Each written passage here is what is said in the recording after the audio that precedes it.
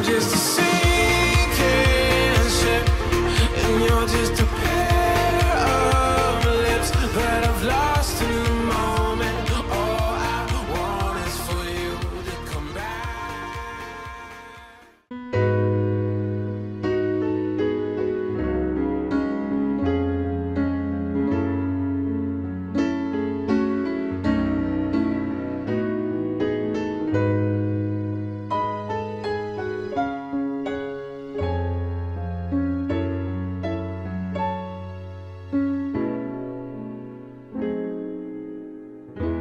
Ku taat perintahmu, ku sabar melakukan. Ku yakin Tuhan jawab setiap doaku. Ku taat perintahmu, ku sabar melakukan. Ku yakin Tuhan jawab setiap doaku.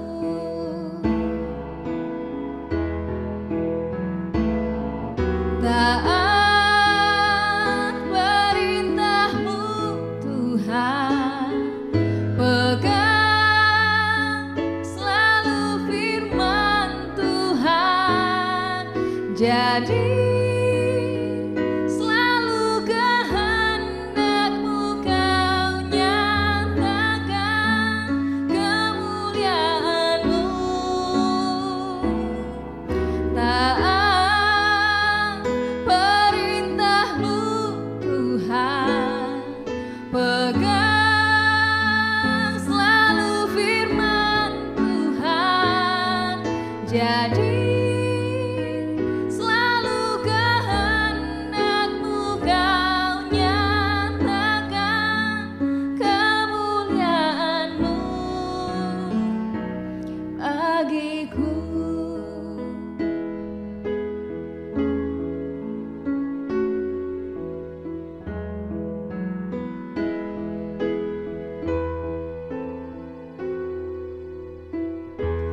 Ku taat perintahmu,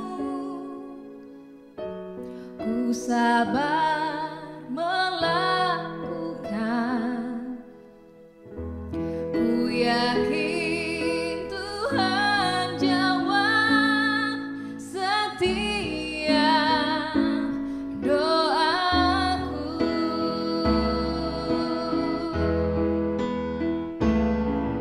Taat perintahmu Tuhan, pegang selalu firman Tuhan. Jadi selalu kehendakmu kau nyatakan kemuliaanmu. Taat perintahmu Tuhan, pegang selalu firman Tuhan. Jadi selalu kehendakmu kau nyatakan kemuliaanmu. Taat perintahmu Tuhan, pegang selalu firman Tuhan.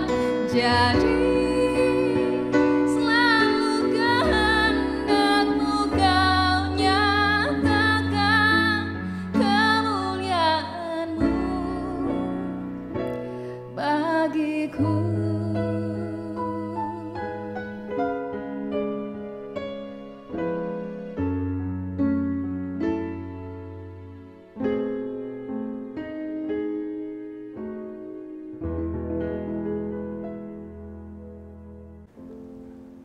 Shalom Bapak Ibu Saudaraku.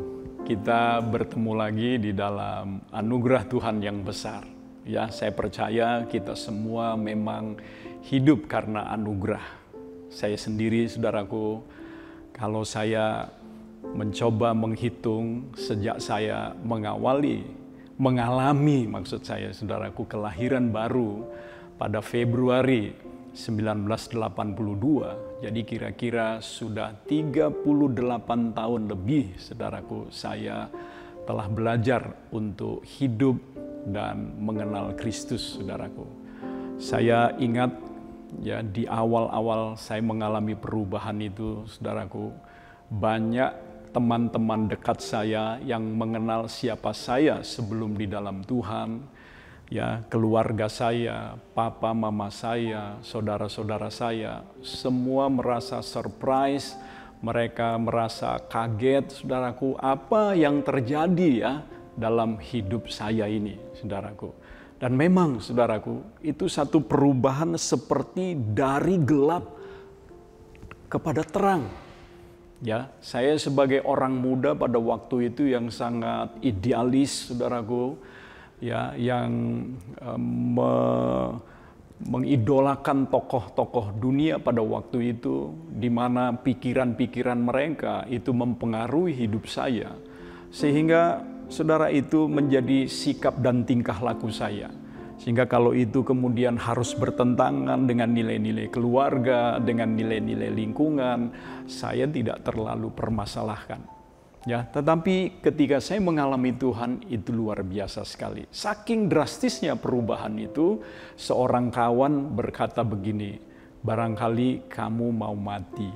Ya, karena biasanya orang kalau tiba-tiba berubah, biasanya itu dekat lagi mau mati. Saudara, begitulah perubahan itu, saudaraku. Ya, sampai hari ini, saudara, saya percaya saya terus diubahkan oleh Tuhan dari hari ke hari. Hanya memang, saudaraku, berbeda kalau dulu dari gelap kepada terang, kalau sekarang dari terang kepada semakin terang, saudaraku. Sebagaimana firman Allah berkata, jalan orang benar itu seperti cahaya fajar yang semakin terang dan terus bertambah terang sampai rembang tengah hari. Nah, saudara, betapapun barangkali tidak sedrastis dulu, tetapi saya percaya semua orang yang hidup dekat dengan Tuhan, yang menjadikan Kristus sebagai Tuhan dan Juru Selamatnya, belajar untuk hidup dengan Dia, pasti dia akan mengalami perubahan demi perubahan. Nah, hari ini saya akan sampaikan topik tentang dasar dari sebuah perubahan. Ya, mari kita akan membaca, saudaraku, di dalam suratan Roma pasal 12 ayatnya yang ke-2a. Ya, kita akan baca bersama-sama. Janganlah kamu menjadi serupa dengan dunia ini, tetapi berubahlah oleh pembaharuan budimu. Ya, jelas ini merupakan sebuah perjalanan yang maju selangkah demi selangkah, supaya betul-betul pada akhirnya kita tidak sama lagi dengan dunia, ya, tidak menjadi selaras lagi dengan dunia. Ya, janganlah kamu menjadi serupa dengan dunia ini, maksudnya jangan kamu mau dicetak seperti dunia ini dengan segala sikap, perilaku, kebiasaan-kebiasaannya. Ya, itu seperti sebuah cetakan. Jangan kamu mau dimasukkan ke situ sehingga kamu menjadi sama dengan dunia ini. Tetapi firman Allah berkata, berubahlah oleh pembaharuan budimu, oleh pembaharuan pikiranmu. Ya. Nah, itu di dalam terjemahan baru, saudaraku. Di dalam Alkitab terjemahan lama, perkataan firman Allah ini seperti ini. Dan janganlah kamu menurut teladan orang dunia ini. Jangan kamu sama dengan mereka di dalam kebiasaan, dalam tingkah laku dan sebagainya. Melainkan ubahkanlah rupamu dengan pembaharuan hatimu. Jadi jelas ya, pikiran atau hati itu merupakan kesatuan. Nah, dari sini kita melihat, saudaraku, Tuhan menghendaki kita untuk terus-menerus mengalami perubahan demi perubahan. Mari kita lanjutkan. Yang pertama, saudaraku, perubahan yang Tuhan kehendaki adalah perubahan dari dalam keluar, saudaraku. Ya, Yesus berkata kepada ahli-ahli Taurat dan orang-orang Farisi di dalam Matius 23 ayat 26. Yesus berkata, "Hai orang Farisi yang buta, bersihkanlah dahulu sebelah dalam cawan itu, maka sebelah luarnya juga akan bersih." Perhatikan saudaraku, Yesus berkata, bersihkanlah dahulu sebelah dalam cawan itu. Ya, saya percaya ini sebuah kiasan ya. Cawan itu bicara tentang hati, tentang pikiran kita, sesuatu yang ada di dalam kita. Makanya Yesus berkata, bersihkanlah dahulu sebelah dalam dari cawan tersebut. Saudaraku, bagaimana membersihkan cawan sebelah dalamnya itu? Supaya sebelah luarnya juga akan bersih. Ya, jadi ini sebuah prinsip yang Yesus ajarkan kepada kita, bahwa perubahan yang Tuhan kehendaki adalah dari dalam keluar. Nah, dari dalam keluar, cawan itu harus bersih terlebih dahulu sebelah dalamnya. Saudaraku, hanya oleh darah Yesus saja, saudaraku, ya, cawan hati manusia itu bisa dibersihkan. Jadi Yesus maksudkan supaya orang Farisi yang dia katakan buta karena agama mereka, buta karena merasa agama mereka lah yang terbaik, agama mereka lah yang paling hebat, dan mereka merasa sudah mempraktikkan semua tuntutan agama itu, tuntutan daripada Taurat itu, sehingga mereka menjadi buta bahwa sebetulnya mereka itu hanya kelihatan di sebelah luarnya saja baik, tapi di sebelah dalamnya itu mereka kotor sekali, saudaraku. Ibarat kuburan dikatakan ya, dilabur putih nisannya, saudaraku, tapi di dalamnya itu tulang belulang dan berbau busuk. Nah, bagi kita semua yang sudah ada di dalam Yesus, saya percaya cawan hati kita itu sudah bersih. Dan itu perlunya bagi kita untuk terus menjaga cawan hati kita bersih. Ya, kalau bersih di dalam, maka akan terjadi bersih juga di luar, saudaraku. Ya, sebab Yesus berkata di dalam Matius 15 ayatnya yang ke-19 sampai dengan 20a. Mari kita baca bersama-sama. Di sana dikatakan, karena dari hati timbul segala pikiran jahat, pembunuhan, perzinahan, percabulan, pencurian, sumpah palsu, dan hujat. Perhatikan ya ayat 19 ini. Karena dari dalam hati timbul segala pikiran. Dari hati, dari yang di dalam ini timbul segala pikiran. Pikiran apa? Yang jahat, ya, pembunuhan, perzinahan, saudaraku, percabulan, pencurian, sumpah palsu, dan hujat. Yesus berkata, itulah yang menajiskan orang. Ya, kalau makan, saudara, ya, semua masuk ke dalam, ya. Ya, kalau kita baca ayat selanjutnya, ya, belum selesai. Tetapi makan dengan tangan yang tidak dibasuh tidak menajiskan orang. Ini prinsipnya Tuhan Yesus. Sampai yang masuk dalam mulut, ya, saudara, akan diolah, ya, nanti sisanya akan dibuang ke jamban, saudara. Tapi justru yang keluar, yang keluar dari mulut itu yang berpotensi menajiskan orang. Kenapa? Karena yang keluar dari mulut berasal dari hati. Jadi hati itu merupakan sumbernya. Apakah dia baik? Apakah dia bersih? Ya, kalau dia bersih, saudaraku, keluarnya bersih. Kalau dia kotor, keluarnya kotor. Walaupun barangkali kelihatan di luarnya itu sepertinya baik, tapi itu tidak bisa membuat apa yang di dalam yang kotor itu otomatis jadi bersih, saudaraku. Yang kedua, Tuhan ingin perubahan itu tidak hanya membuat kita kelihatan baik di luar, tetapi Tuhan ingin benar di dalam hati kita. Ya, saudaraku, di dalam khotbah Yesus di bukit, ya, di hadapan murid-muridnya, dan saya percaya juga banyak orang lain yang mendengarnya.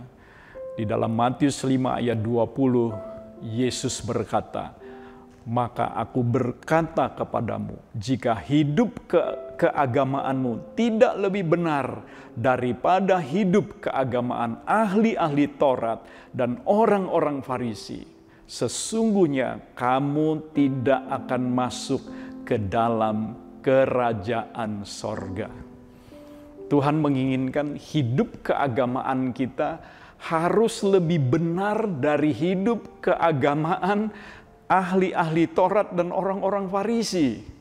Saudaraku, hidup keagamaan ahli-ahli Taurat dan orang-orang Farisi pada waktu itu di pemandangan banyak orang Yahudi, saudaraku, itu satu kehidupan yang begitu hebat, ya, sangat religius, saudaraku.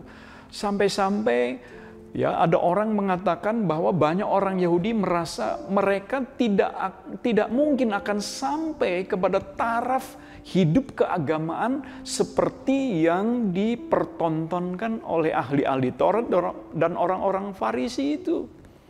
Ya, mereka berpuasa tiap hari Senin dan Kamis, saudaraku. Mereka menjalankan hari Sabat dengan begitu ketat.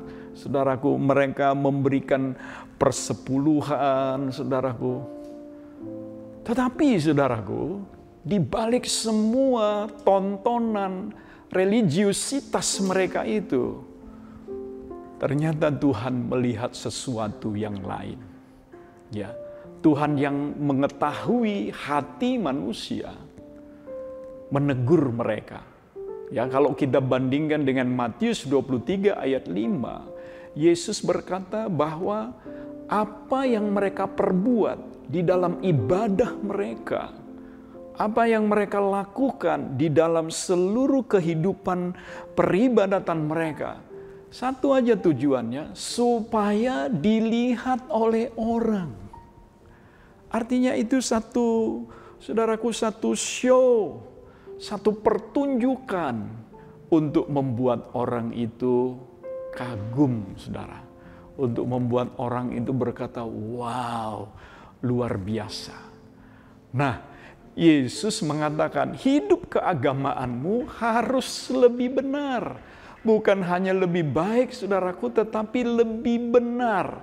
Artinya apa? Lebih benar ini kalau kita lihat dalam konteks tadi, Matius 23 ayat 5, dari aspek motivasi misalnya. Itu aspek yang krusial sekali. Di dalam aspek motivasi, orang-orang Farisi, ahli-ahli Taurat itu, saudaraku, ternyata tidak benar di hadapan Tuhan. Mereka bukan mau dilihat oleh Tuhan yang melihat hati, tapi mereka mau orang lain melihat apa yang di luar dan mengagumi lalu memuji mereka. Itu sebabnya di beberapa ayat yang lain, saudaraku, di Matius pasal 6, Yesus mengingatkan, supaya apa saja yang kita lakukan, biar kita lakukan itu, saudaraku, dengan tersembunyi, maksudnya motif yang benar, hanya untuk kemuliaan Tuhan, dan biar Tuhan saja yang menilai, dan Tuhan yang memberikan upahnya kepada kita. Jadi hidup keagamaan kita harus lebih benar. Artinya itu, saudara, menunjukkan sesuatu yang di dalam kita. Jadi Tuhan ingin kita tidak hanya kelihatan baik di luar, tapi Tuhan ingin supaya kita dilihat oleh Dia benar di dalam hati. Yang setuju katakan amin. Saudaraku, sasaran daripada Tuhan adalah hati, saudara. Sumber, bagian yang memancarkan, saudara. Ya, ketika Dia berkhotbah, ketika Dia mengajar, saudaraku, atau apa saja yang Dia lakukan, Dia berharap, saudaraku, hati kita mengalami satu perubahan, mengalami suatu terobosan, saudaraku. Sebab dari hati itulah ada sesuatu yang dipancarkan keluar. Seperti yang ditulis oleh Yakobus, ya. Yakobus pasal 3 ayat 11 dan 12 kita akan baca, saudaraku. Adakah sumber memancarkan air tawar dan air pahit dari mata air yang sama? Saudaraku, ini ada hubungan dengan ayat sebelumnya. Ya, Yakobus mengatakan tidak mungkin ya bahwa dari mulut yang satu keluar berkat dan kutuk. Tidak mungkin sebab sumbernya hanya satu, saudaraku. Itu sebabnya dia menegaskan lagi bahwa tidak mungkin sumber itu memancarkan air tawar dan air pahit ya dari mata air yang sama, saudaraku. Jadi kalau saudaraku cawan hati kita atau sumber di dalam hati kita itu pahit, yang keluar pasti pahit, saudaraku. Kita mau tutupi gaya apa dengan perbuatan kita, dengan sikap kita, dengan kamuflase. Nggak bisa, saudaraku. Karena sumbernya pasti satu aja. Kalau pahit, pasti pahit keluarnya. Tuhan tahu tentang hal ini, saudaraku.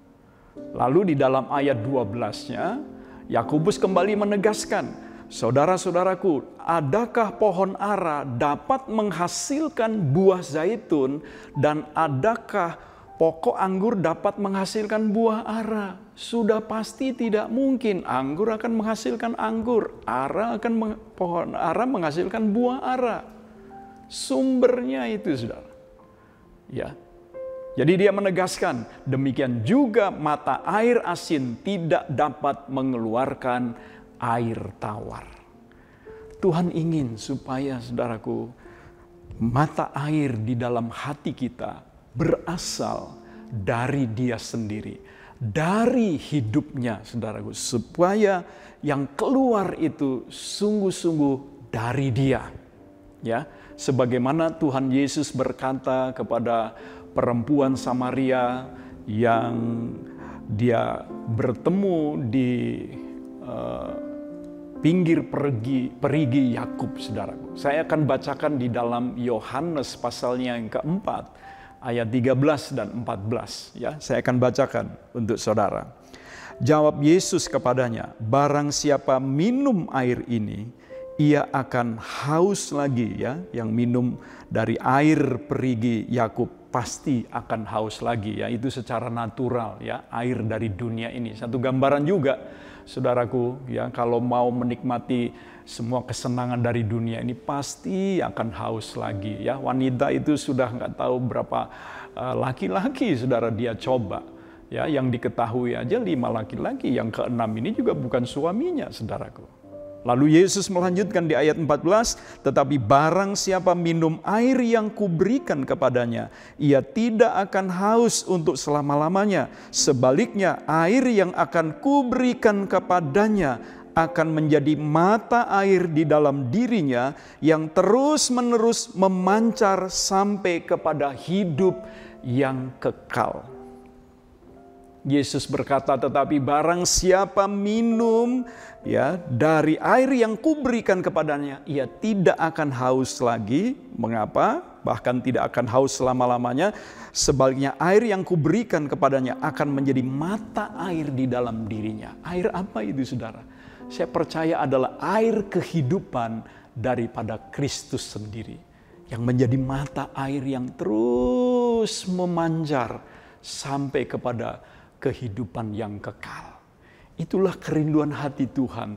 Dia ingin mengubah hidup kita. Bukan dari luar ke dalam, saudaraku. Seperti yang dipikirkan oleh orang-orang yang beragama. Seolah-olah dengan beragama, dengan segala perbuatan baik, dengan kemampuan sendiri, saudaraku, bisa menghasilkan perubahan dari dalam. Tidak bisa. Harus dari dalam keluar. Dan Yesus memberikan dirinya sendiri sebagai air kehidupan untuk mendatangkan perubahan. Jadi saudaraku, bagaimana bisa terjadi perubahan dari dalam keluar? Nah, ada satu prinsip yang harus menjadi dasarnya, saudaraku. Kita membaca di dalam Yohanes pasalnya yang ke-15, ayatnya yang ke-5. Mari kita akan baca. Akulah pokok anggur dan kamulah ranting-rantingnya. Barang siapa tinggal di dalam aku dan aku di dalam dia, ia berbuah banyak. Sebab di luar aku kamu tidak dapat berbuat apa-apa. Saudara, ini sebuah analogi yang indah sekali. Yesus sebagai pokok anggur, saudaraku, kita ranting-rantingnya. Yesus berkata, barang siapa tinggal di dalam aku, ranting menempel, menyatu kepada pokok anggur itu. Dan aku di dalam dia, dia mengalirkan kehidupannya ke dalam ranting-ranting itu, saudaraku. Maka dikatakan ia akan berbuah banyak. Sebab di luar aku, kamu tidak dapat berbuat apa-apa. Jadi ini, saudaraku, prinsip yang saya percaya telah menjadikan banyak orang terus yang mempraktekkan itu, yang mengalami itu, mengalami perubahan demi perubahan. Dan terus mengalami berbuah, dan berbuah banyak, saudaraku. Sebab bukan kekuatannya sendiri, saudaraku, tapi kekuatan daripada Tuhan. Nah, inilah kekristenan, saudaraku. Kekristenan itu Yesus di dalam diri kita mengerjakan sesuatu sehingga terjadi perubahan, terjadi di mana orang percaya mengeluarkan buah. Ini berbeda dengan agama. Ya, memang di KTP kita tertulis ya Kristen. Tapi Yesus tidak membawa agama Kristen. Yesus membawa hidupnya sendiri untuk diberikan kepada kita sebagai sumber atau dasar daripada perubahan, saudaraku. Yang percaya katakan amin. Jadi ini prinsip melekat. Katakan bersama saya, melekat. Menjadi satu dengan Kristus. Ya, itu adalah kunci mengalami perubahan terus menerus. Dan itu merupakan caranya untuk kita terus berjalan makin lama makin kuat, saudaraku. Di dalam Yesaya pasal 40 ayat 30 dan 31 kita baca bersama-sama di sana, orang-orang muda menjadi lelah dan lesu dan teruna-teruna jatuh tersandung. Ya, orang muda mengandalkan kekuatan sendiri, teruna-teruna mengandalkan kekuatan sendiri, jatuh tersandung, saudaraku. Tetapi orang-orang yang menanti-nantikan Tuhan mendapat kekuatan baru. Mereka seumpama Raja Wali yang naik terbang dengan kekuatan sayapnya. Mereka berlari dan tidak menjadi lesu. Ya, mereka berjalan dan tidak menjadi lelah. Wow, luar biasa, saudara. Mereka berjalan di dalam kuasa yang supranatural. Lebih daripada kekuatan manusia. Sebab kekuatan Tuhan yang bekerja. Didapat dari mana? Perhatikan kata tadi. Orang-orang yang menanti-nantikan Tuhan mendapat kekuatan baru, saudara. Ya. Jadi saudaraku, kata menanti-nantikan Tuhan itu, seorang hamba Tuhan menjelaskan seperti ini, saudara. Seperti tali tambang yang terdiri dari beberapa pilinan, saudaraku ya. Beberapa pilinan tali tambang itu berpilin-pilin, ya, saling berpilin, saudaraku, menjadi satu. Ya, sehingga menjadi kuat. Dan orang yang menanti-nantikan Tuhan digambarkan seperti itu. Mereka mendapat kekuatan yang baru. Kekuatan dari mana, saudaraku? Dari Tuhan. Kekuatan yang supranatural. Di hari-hari sekarang ini, saudara, kita membutuhkan kekuatan yang ekstra. Ya, saudara, kita ini kalau mau ibadah yang tatap muka, saudara, flu aja kita harus berkata batal. Sudah daftar, saudaraku, karena flu ada batuk, batal, saudara. Ya, takut nanti nularin orang lain. Dibutuhkan stamina yang kuat. Ini menggambarkan, saudara, di tengah suasana yang sukar, bukan hanya soal kesehatan fisik, kesehatan rohani harus prima juga. Supaya kita terus bertahan di dalam situasi yang sukar ini. Dan bahkan mengalami perubahan demi kemuliaan Tuhan, saudara. Nah, sekarang saya sampaikan bagian yang terakhir, saudaraku. Bagaimana mengembangkan keintiman atau kemelekatan atau penyatuan kita, kesatuan kita dengan Kristus, saudaraku. Ada 3 poin di sini, saudara, untuk mengakhiri renungan pada hari ini, saudara. Yang pertama adalah kita harus mengasihi Dia. Bagaimana mungkin kita mengasihi Dia, saudaraku? Saudara, mengasihi Dia karena kita terlebih dahulu telah dikasihi. Nah, di sini penting untuk kita mengalami bahwa kita adalah orang yang dikasihi oleh Tuhan. Saya mau mengingatkan kepada kita semua orang percaya, supaya pandangan mata kita jangan sampai tidak fokus lagi kepada salib Kristus. Di Golgota itu, saudara, di salibnya yang hina itu, Dia telah membuktikan kasih-Nya kepada kita. Saudaraku, kita perlu tiap hari mengalami kasih itu. Supaya apa? Kita mengasihi Dia sebagai respon kita terhadap kasih-Nya. Saudara, kalau sesama manusia di antara suami istri saja, satu aja, saudaraku, salah satu mengasihi sungguh-sungguh, yang satu akan terbawa, saudara. Nah, kalau dua-duanya saling mengasihi, wow, luar biasa. Begitulah seharusnya kita dengan Tuhan. Saudara, tanpa mengasihi Dia, kita tidak mungkin, saudaraku, bisa menyatu dengan Dia. Tidak mungkin kita bisa melekat dengan Dia. Ini merupakan starting point, saudara. Mari kita bertanya kepada diri kita sendiri. Apakah kita sungguh-sungguh mengasihi Dia sampai dengan hari ini? Yang kedua, saudaraku, kita harus menyediakan waktu bagi Dia. Nah, ini paling krusial bagi orang Kristen juga, saudaraku. Ya, menyediakan waktu untuk apa, saudara? Bersekutu dengan Dia melalui doa, melalui merenungkan firman, melalui, saudaraku, penyembahan kita kepada Dia. Banyak orang Kristen berpikir, saudaraku, bahwa dia telah menyatu dengan Tuhan hanya melalui ikut kebaktian minggu, ikut komsel, saudaraku, atau berdoa secara pribadi di rumah membaca firman Allah. Itu semua baik, saudara. Tapi, saudara, ada intensitas waktu yang saya ingin sampaikan kepada saudara, butuh lebih lagi. Dari mana dasarnya saya menyampaikan ini? Saya memperhatikan Yesus, saudaraku. Ya, di dalam Lukas 6 ayat 12, bagaimana semalam-malaman Dia berdoa kepada Bapaknya. Semalam-malaman. Dia Allah, tapi juga Dia sekaligus anak manusia. Dia membutuhkan satu persekutuan dengan Bapaknya. Dan Dia melewatkan waktu nggak tanggung-tanggung semalam-malaman, saudaraku. Bahkan di ayat yang lain, Markus 1 ayat 35, hari masih gelap, pagi-pagi benar, Dia sudah bangun, lalu pergi ke tempat yang sunyi. Untuk apa? Untuk berdoa, membangun komunikasi. Saudara, kita harus menyediakan waktu. Mari orang-orang percaya, jangan lagi banyak alasan, saudara. Apalagi waktu-waktu yang kita hadapi sekarang ini, waktu-waktu yang jahat. Kita masuk pada situasi zaman yang sangat sukar, yang berbahaya, yang sukar untuk ditanggulangi.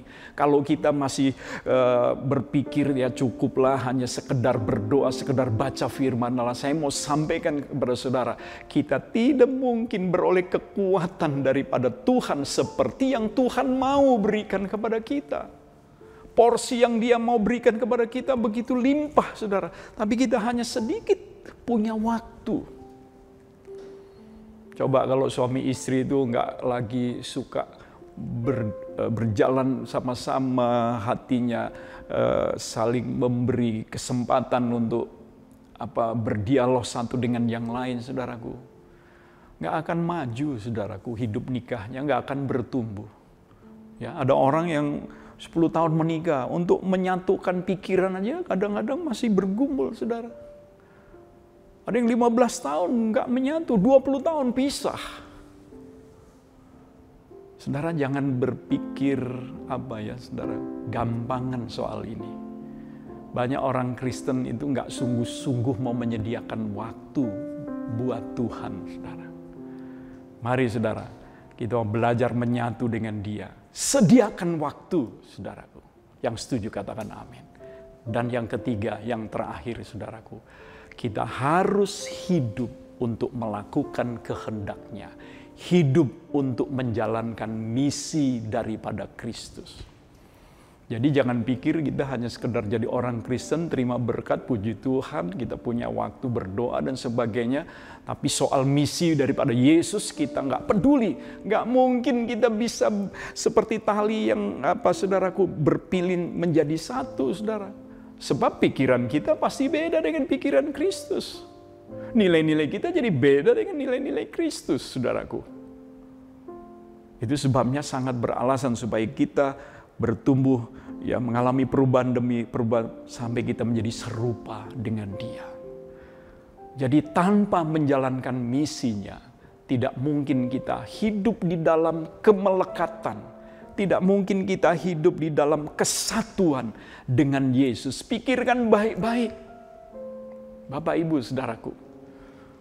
Ya, ketika kita menjalankan misinya, seluruh tenaga, pikiran, apa saja potensi, harta, benda kita, saudaraku, saya percaya kita akan relakan untuk dipakai oleh Tuhan menggenapi misinya.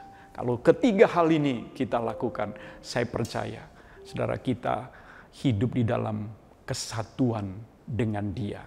Dan kita akan mengalami perubahan demi perubahan.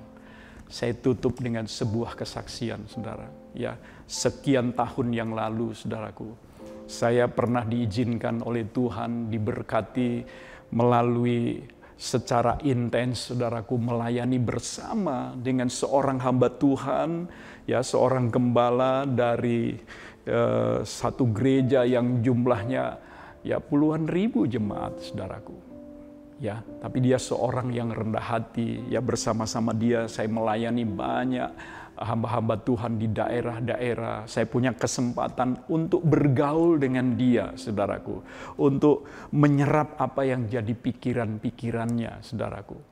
Ya, jadi tiap kali pergi, saudaraku, itu kira-kira hampir 2 tahun lah, saudaraku, ya.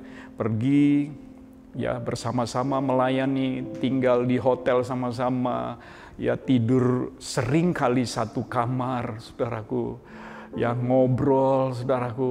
Nah, karena dia saya anggap mentor, bapak rohani saya, saudaraku, saya membuka hati buat dia. Saudara, tanpa terasa, saudaraku, apa yang menjadi pikiran-pikirannya masuk dalam pikiran saya.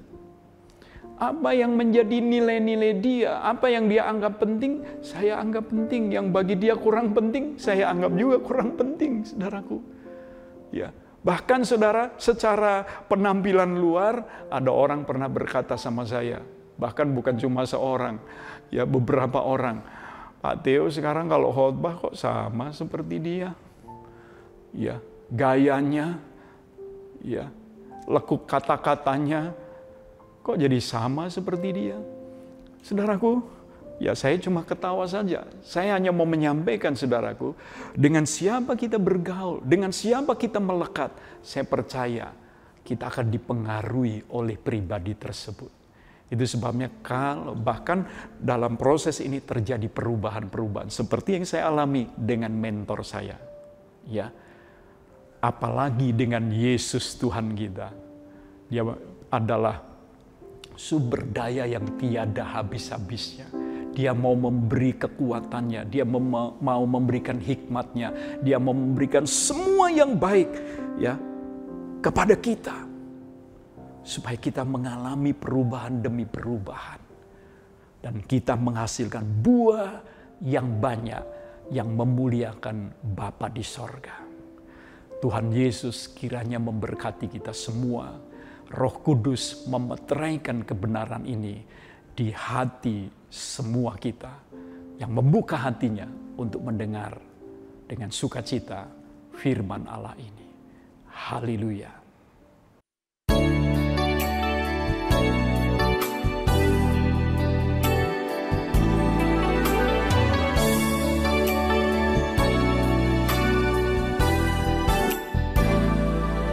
Bersama Roh Kudus ku melangkah, bersama Roh Kudus ku berjalan, bersama Roh Kudus ku hadapi hidup penuh sukacita. Bersama Roh Kudus ku melangkah, bersama Roh Kudus ku berjalan, bersama Roh Kudus ku hadapi hidup penuh sukacita. Bila kau di dalamku, aku di dalammu, apa saja yang ku pinta kau berikan. Damai dan sukacita yang tak dapat ku beli dengan harta kekayaan duniawi.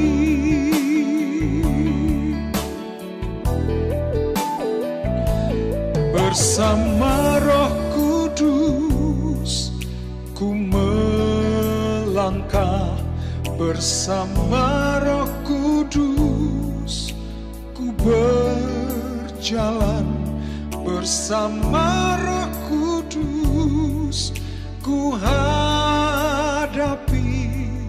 hidup penuh sukacita.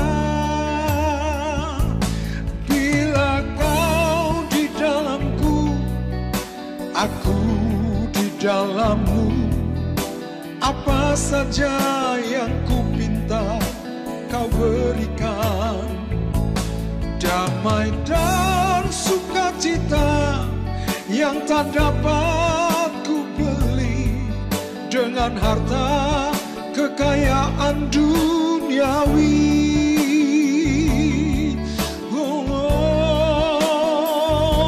Bila kau di dalamku, aku di dalammu, apa saja yang ku pinta kau berikan.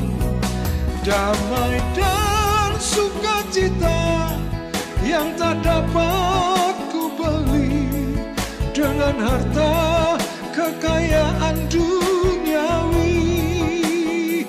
Bila kau di dalamku, aku di dalammu, apa saja yang ku minta kau berikan. Damai dan sukacita yang tak dapat ku beli dengan harta kekayaan duniawi. Hanya Yesus hartaku yang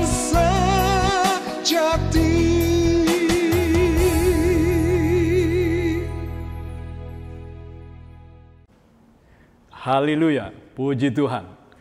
Mengakhiri pertemuan ibadah kita secara online hari ini, mari kita bersama-sama bangkit berdiri. Kita akan mengakhirinya bersama-sama dalam doa. Mari bersama-sama kita berdoa. Bapa di sorga, kami sungguh bersyukur untuk pertemuan ibadah secara virtual, secara online. Kami tahu bahwa pertemuan ibadah seperti ini banyak kelemahan, banyak kekurangannya. Tetapi Tuhan, Engkau tahu keberadaan kami hari-hari ini. Biarlah Engkau memberkati setiap hati yang sudah sungguh-sungguh terbuka untuk firman-Mu. Sebagaimana firman-Mu mengajar bahwa dasar untuk kami mengalami perubahan demi perubahan hingga kami berbuah banyak adalah melekat dengan Engkau. Seperti ranting melekat pada pokok anggur. Adalah menyatu dengan Engkau ya Tuhan. Dengan demikian hidup kami akan terus-menerus mengalami kekuatan yang baru yang kami butuhkan ketika kami menghadapi situasi yang sukar pada hari-hari ini. Sukar di mana secara moral, secara karakter, manusia sedang mengalami kehancuran dalam hal ini. Biar kiranya dengan melekat kepada Tuhan saja, karakter kami terus mengalami pembaharuan demi pembaharuan, mengalami perubahan-perubahan sampai kami menjadi serupa dengan Engkau.